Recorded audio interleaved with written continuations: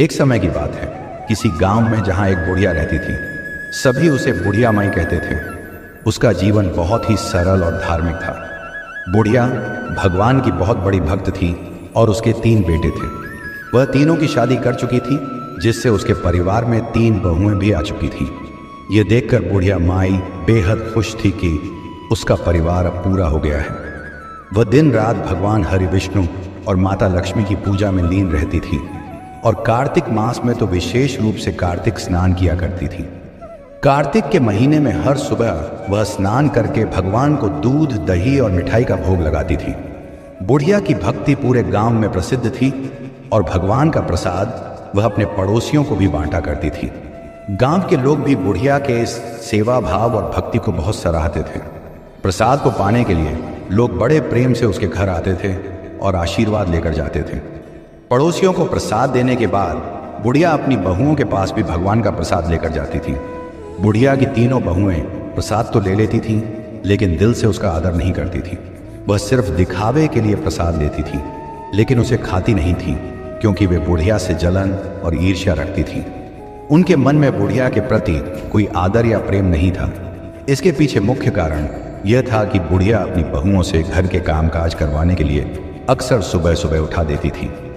बुढ़िया माई चाहती थी कि उसकी बहुएं पूजा पाठ के कामों में भी उसका हाथ बंटाएं।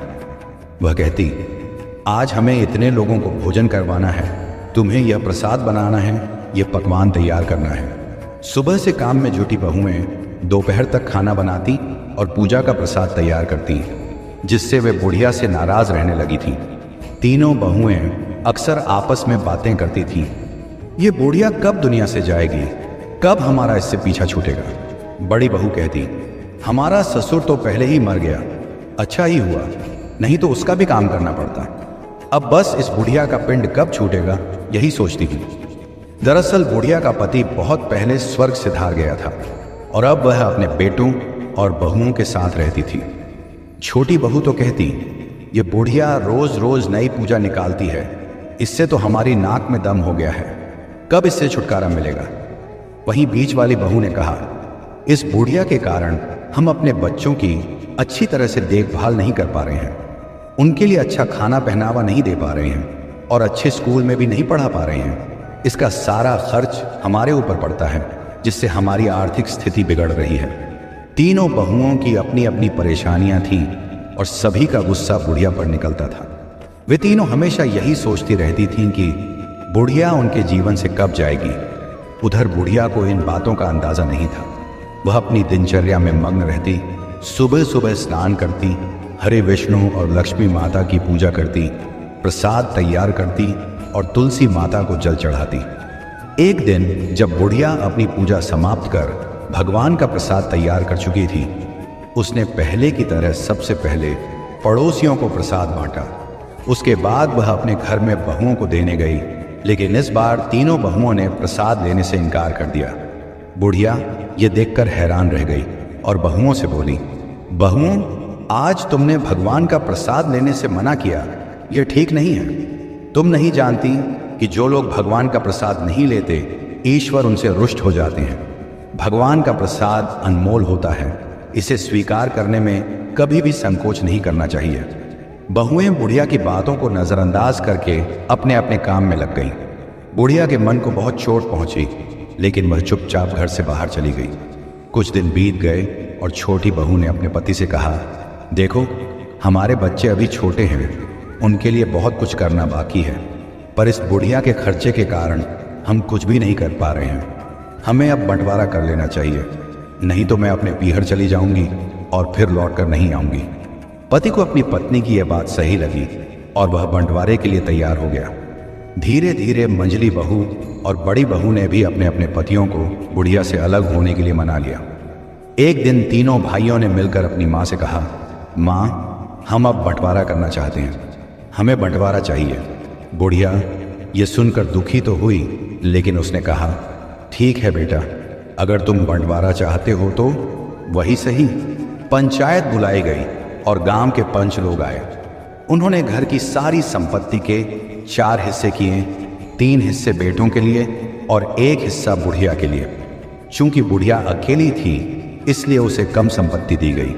पंचायत के बाद तीनों बेटे अपने अपने हिस्से में बंट गए और बुढ़िया के लिए थोड़ी सी जगह छोड़ दी गई। कुछ समय तक तो बहुओं ने बुढ़िया को घर में रखा, लेकिन धीरे धीरे उन्होंने यह महसूस किया कि बुढ़िया का काम अब भी उन पर बोझ डाल रहा है। एक दिन तीनों बहुओं ने मिलकर फैसला किया कि अब बुढ़िया को घर से बाहर निकाल देना चाहिए। बड़ी बहू ने कहा, इस बुढ़िया को अब घर के बाहर की झोपड़ी में भेज देते हैं, वहीं रहकर वह अपना काम खुद देखेगी और हमारा इससे छुटकारा हो जाएगा। छोटी और मंझली वाली बहू ने इस बात पर सहमति जताई और उन्होंने बुढ़िया को घर से बाहर निकाल दिया। बुढ़िया को कहा गया कि वह अब से उसी झोपड़ी में रहेगी और अब उसकी घर में कोई जगह नहीं है। बुढ़िया ने अपने बेटों से भी कुछ नहीं कहा, क्योंकि वह जानती थी कि उसकी बहुएं उनकी बातों को भी नहीं मानेंगी। उसे बहुत दुख हुआ, उसकी आंखों से आंसू बहने लगे। वह सोचने लगी, क्या मैंने अपने बेटों को इसी दिन के लिए पाला था? क्या इसी दिन के लिए मैंने उन्हें अपनी छाती से लगाकर बड़ा किया था? बुढ़िया माई अकेली झोपड़ी में चली गई, लेकिन उसका मन बेहद टूटा हुआ था। उसने अपने जीवन के कई कठिनाइयों का सामना किया था, लेकिन अपने ही बेटों और बहुओं द्वारा ठुकराए जाने का दर्द उसे असहनीय लग रहा था। उसने भगवान के सामने हाथ जोड़कर प्रार्थना की, हे भगवान, मेरे बच्चों का ध्यान रखना। उनके दिलों में मेरे लिए जगह नहीं रही, लेकिन तुम उनका साथ कभी मत छोड़ना। एक दिन बुढ़िया माई झोपड़ी में बैठी थी। तभी उसने देखा कि एक सुंदर और तेजस्वी युवक उसके पास आया। उसके हाथों में बड़े बड़े थैले थे। वह युवक बुढ़िया माई के पास आकर थैले नीचे रखता है। तब बुढ़िया माई ने उस युवक से कहा, बेटा, तुम कहाँ से आए हो और ये सब क्यों लाए हो? तब वह कहता है, दादी, मैं कृष्णा हूँ और मैं आपके मायके से आया हूँ। मेरे माता पिता ने मुझे भेजा है। उन्होंने कहा है कि आप यहाँ अकेली रहती हैं और आपके बच्चे अब आपका ध्यान नहीं रखते, इसलिए उन्होंने मुझे यह भोजन और दूसरी चीज़ें आपके लिए भेजी हैं। बुढ़िया माई ने जब यह सुना तो उसकी आंखों में आंसू आ गए। कृष्णा ने जवाब दिया, दादी, चिंता मत कीजिए, मैं रोज़ आपके लिए खाना और ज़रूरत का सामान लाया करूँगा। आप अकेली नहीं हैं, भगवान आपके साथ हैं। बुढ़िया माई ने उसे आशीर्वाद दिया और जब कृष्णा वहाँ से चला गया तो उसने थैले खोले। उसमें स्वादिष्ट भोजन और बहुत सारी मेवा रखी हुई थी। बुढ़िया ने खुशी से खाना खाया और भगवान को धन्यवाद दिया। धीरे धीरे बुढ़िया का स्वास्थ्य सुधरने लगा और वह फिर से प्रसन्न चित्त हो गई। वह रोज पूजा करती, प्रसाद बनाती और पहले की तरह पड़ोसियों को बांटती। सभी पड़ोसी अब और भी अधिक आदर करने लगे। वे कहते, बुढ़िया माई कितनी महान है, उसने कितनी कष्ट झेले, फिर भी वह सबके लिए भगवान का प्रसाद तैयार करती है। बुढ़िया माई अपने छोटे से झोपड़े में रहकर अब भगवान के भरोसे जीवन बिता रही थी। कृष्णा नाम के युवक द्वारा दिया गया भोजन उसे हर रोज मिल जाता था, जिससे वह संतुष्ट और खुश रहने लगी थी। उसके मन में अब किसी के प्रति कोई शिकवा नहीं था। उसने अपने बेटों और बहुओं को भी माफ कर दिया था और भगवान की भक्ति में मन लगाने लगी थी। एक समय की बात है, बुढ़िया माई अपने घर के आंगन में बैठी थी। बुढ़िया के चेहरे पर अनुभव और ज्ञान की झलक साफ दिखाई दे रही थी। उस दिन कार्तिक मास की पूर्णिमा थी, जिसे गंगा स्नान और पूजा पाठ के लिए अत्यंत शुभ माना जाता है। बुढ़िया माई ने अपने कुछ पड़ोसियों से कहा, चलो आज गंगा स्नान करने चलते हैं। आज का दिन बहुत महत्वपूर्ण है। गंगा स्नान से सभी पाप मिट जाते हैं और पुण्य की प्राप्ति होती है। पड़ोसियों ने भी बुढ़िया की बात मान ली, क्योंकि उनके मन में भी गंगा स्नान के प्रति बहुत आस्था थी। पूजा की तैयारियों के बाद बुढ़िया माई ने भगवान विष्णु और माता लक्ष्मी की पूजा की और तुलसी दल का भोग अर्पित किया। वह पूरे श्रद्धा भाव से भगवान को प्रणाम करती रही। पूजा समाप्त करने के बाद वह गंगा स्नान के लिए चल पड़ी। गंगा किनारे पहुंचने पर बुढ़िया ने पूरे हर्ष और उल्लास के साथ गंगा स्नान किया। स्नान के बाद उसने माँ गंगा की पूजा करते हुए कहा, हे माँ गंगा, कृपा करके मेरे बेटे और बहुओं को सदैव सही सलामत रखना। उन्हें किसी प्रकार का दुख या कष्ट न हो। गंगा स्नान के बाद बुढ़िया माई के साथ गए। कुछ लोग घर लौटने की तैयारी करने लगे। उन्होंने बुढ़िया माई से कहा, चलो अब घर चलते हैं। स्नान भी हो गया और पूजा भी पूरी हो गई। लेकिन बुढ़िया ने मुस्कुराते हुए कहा, मैं आज घर नहीं जाऊंगी। कुछ दिन और यहाँ रहकर गंगा स्नान करूंगी और माँ गंगा की सेवा करूंगी। यहाँ जो मेला लगा है उसे भी देखना चाहती हूँ। ये सुनकर कुछ लोग तो घर लौट आए, लेकिन कुछ लोग बुढ़िया माई के साथ वहीं रुक गए। इधर घर में तीनों बहुओं को बुढ़िया माई की ना होने का लाभ उठाने का मौका मिल गया। बहुएं अक्सर सोचती थीं कि बुढ़िया माई इतनी कमजोर होकर भी इतनी खुश क्यों रहती है। उन्हें शक था कि बुढ़िया माई के पास जरूर कोई छिपी हुई दौलत है जो उसे इतना संतुष्ट रखती है। बहुओं ने आपस में सलाह की, आज बुढ़िया घर पर नहीं है, यही मौका है उसकी झोपड़ी की तलाशी लेने का। देखते हैं कि वह किस चीज को खाकर इतनी लाल लाल पड़ रही है। तीनों बहुएं बुढ़िया माई की झोपड़ी में जा घुसी। उन्होंने देखा कि झोपड़ी में बादाम, काजू, किशमिश और कई तरह के मेवे भरे पड़े थे। वहां घी के कई मटके भी रखे हुए थे। यह देखकर तीनों बहुएं चौंक गईं और आपस में कहने लगीं, अरे बुढ़िया इन चीजों को खा खा कर इतनी मोटी और लाल हो गई है। उन्होंने तुरंत अपने बच्चों को बुलाया और कहा, सारा सामान घर ले चलो, यहां कुछ भी बुढ़िया के लिए मत छोड़ो। देखें अब वह कैसे जिएगी। सारा सामान अपने घर पहुंचाने के बाद उनकी नजर तुलसी दल पर पड़ी।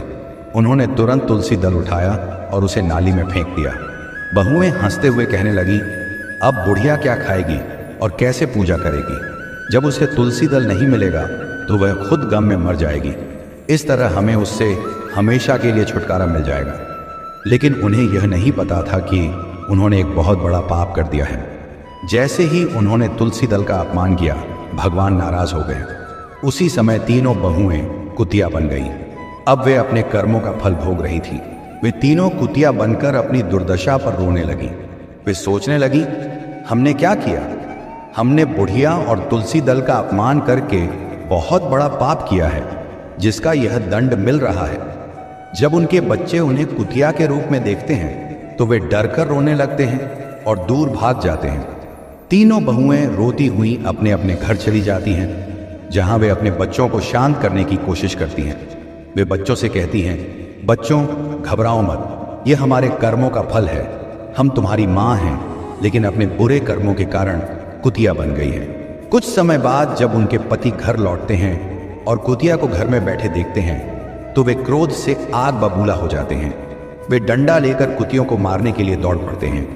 कुछ डंडे मारने के बाद कुतिया रोने लगती है और अपनी भाषा में कहने लगती हैं, हम कुतिया नहीं हैं, हम तुम्हारी पत्नियां हैं, अपने कर्मों की सजा भुगत रहे हैं, कृपया हमें मत मारो। लेकिन उनके पति कुतियों की भाषा नहीं समझ पाते और उन्हें पीटते रहते हैं। तभी उनके बच्चों ने अपने पिता को रोका और कहा, पिताजी ये हमारी माँ हैं, इन्हें उनके बुरे कर्मों की सजा मिली है। फिर सारी बात अपने पिता को बता दी और कहा, दादी के साथ जो कुछ भी हुआ उसके कारण यह सजा इन्हें मिली है। बच्चों से यह सब सुनकर उनके पिता दुखी हो जाते हैं। वे सोचते हैं कि अब क्या किया जाए। उनकी पत्नियां कुतिया बन गई हैं और वे बेहद परेशान हो जाते हैं। तभी भगवान विष्णु एक महात्मा के रूप में वहां प्रकट होते हैं। महात्मा उनके घर में आते हैं तो तीनों पति उनका आदर सत्कार करते हैं और महात्मा से अपनी परेशानी बताते हैं। महात्मा ने पूरी घटना सुनने के बाद कहा, यह सब कर्मों का फल है। जिसने अपनी सास को कष्ट दिया उसे इसका दंड भुगतना ही पड़ेगा, लेकिन इस कष्ट से मुक्ति का भी उपाय है। तीनों पति महात्मा से उपाय पूछते हैं। महात्मा कहते हैं, तुम्हारी पत्नियां तब तक कुतिया बनी रहेंगी जब तक वे अपने के गए पापों का प्रायश्चित नहीं करती। इस कष्ट से मुक्ति पाने के लिए तुम्हें अपनी बुढ़िया माई से क्षमा मांगनी होगी। वह गंगा किनारे पर है, वहीं जाओ और उससे माफी मांगो। वही तुम्हारी पत्नियों को वापस स्त्री रूप में लाने में सक्षम है। महात्मा के निर्देश पर तीनों पति तुरंत गंगा किनारे बुढ़िया माई के पास जाते हैं। वे उसके चरणों में गिरकर क्षमा मांगते हैं और सारी घटना बताते हैं। उन्होंने कहा, माता, हमारी पत्नियों ने आपका बहुत अपमान किया है। वे अब कुतिया बन चुकी हैं, कृपया उन्हें माफ कर दीजिए। बुढ़िया माई ने जब यह सुना तो वह घबरा गई और अपने बेटों के साथ घर लौटती है। घर पहुंचते ही तीनों बहुएं जो कुतिया बनी हुई थी, बुढ़िया माई चरणों में गिरकर रोने लगती हैं और माफी मांगने लगी। अब बुढ़िया माई महात्मा जी से सब कुछ ठीक होने का उपाय पूछती है। तब महात्मा जी ने कहा, इनकी गलती बड़ी है, परंतु एक उपाय है। इन्हें 1 साल तक प्रायश्चित करना होगा। इस दौरान तुम्हारे बेटे तुम्हारी सेवा करेंगे। 1 साल बाद कार्तिक पूर्णिमा पर जब तुम फिर से गंगा स्नान करोगी तब ये स्त्री रूप में वापस आ जाएंगी। बुढ़िया माई ने सहमति दी और तीनों बहुएं प्रायश्चित करने लगीं। एक साल बाद कार्तिक मास की पूर्णिमा पर जब बुढ़िया माई ने गंगा स्नान किया तो तीनों बहुएं पुनः अपने स्त्री रूप में आ गईं। वे सभी ने मिलकर बुढ़िया माई से माफी मांगी और वादा किया कि अब वे कभी किसी के साथ अन्याय नहीं करेंगे। ये कहानी हमें यह सिखाती है कि जो कर्म हम करते हैं उनका फल अवश्य मिलता है। चाहे हम किसी के साथ गलत करें या सही, भगवान सब देखता है और हमें उसी के अनुसार दंड या पुरस्कार मिलता है। इसीलिए हमें हमेशा अच्छे कर्म करने चाहिए, दूसरों का सम्मान करना चाहिए और कभी भी किसी का अपमान नहीं करना चाहिए।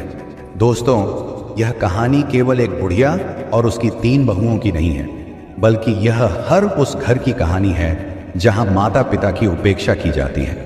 हम शायद ये भूल जाते हैं कि इस दुनिया में जो भी कर्म हम करते हैं उसका फल हमें इसी जीवन में किसी न किसी रूप में अवश्य मिलता है।